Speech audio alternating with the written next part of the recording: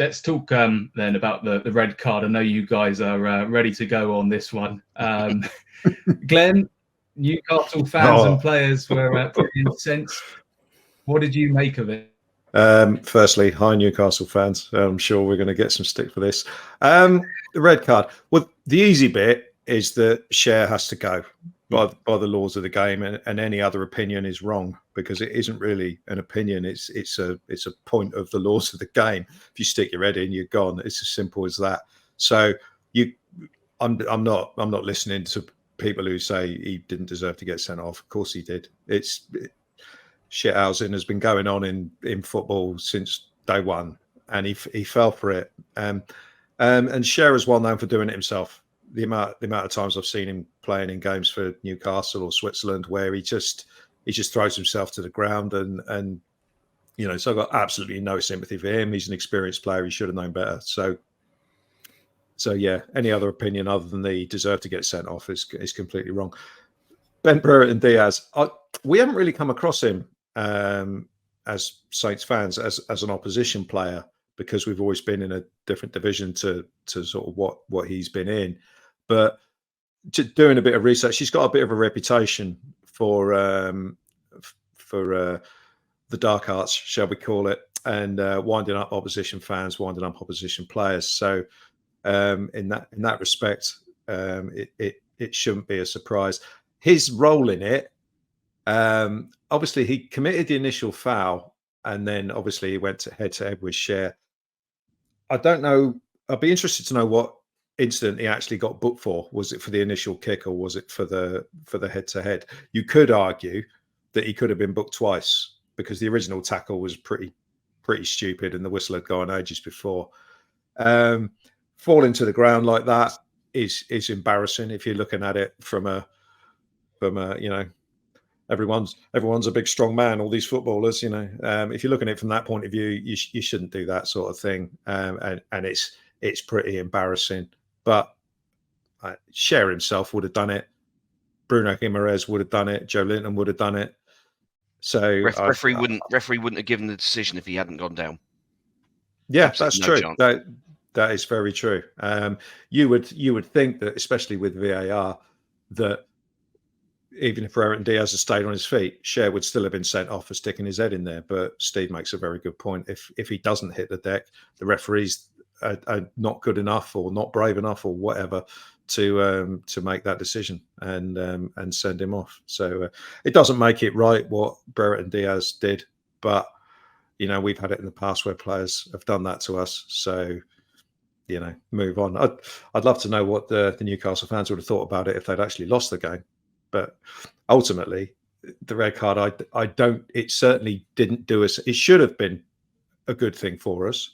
But when we chucked the goal in our own net 5 minutes later, it wasn't a good thing for us anymore, because, now then Newcastle had no intention, had no need, no inclination to attack anymore. And they could just sit.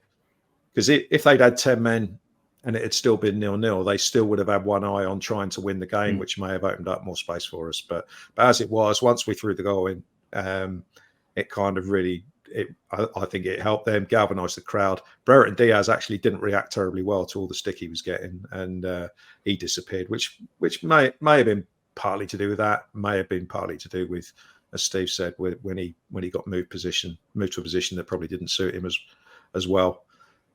So overall, it's just one of those incidents where it's happened. You could argue whether it helped us or hindered us at the end of the day. But, we should have made more of it. But the main reason we didn't is because of the stupid goal we let in.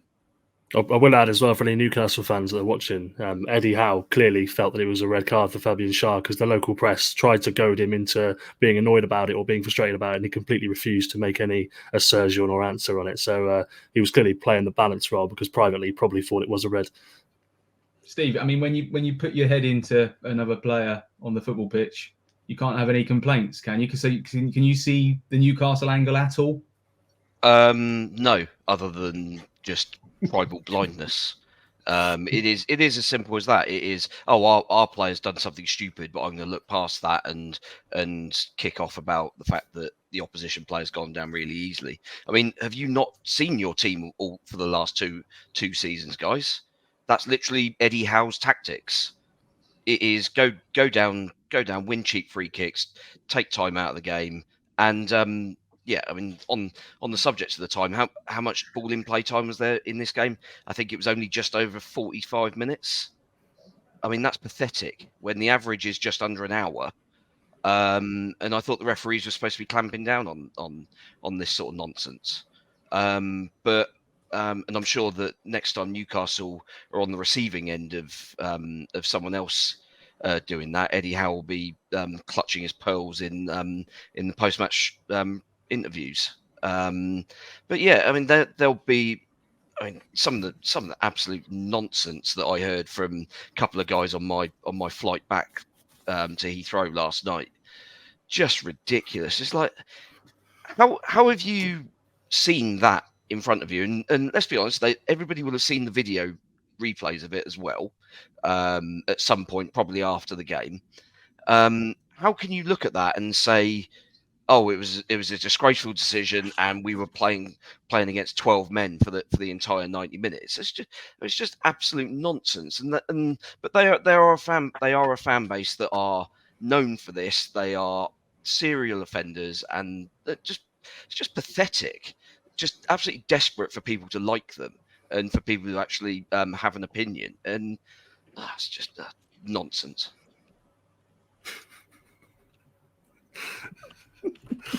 Nice.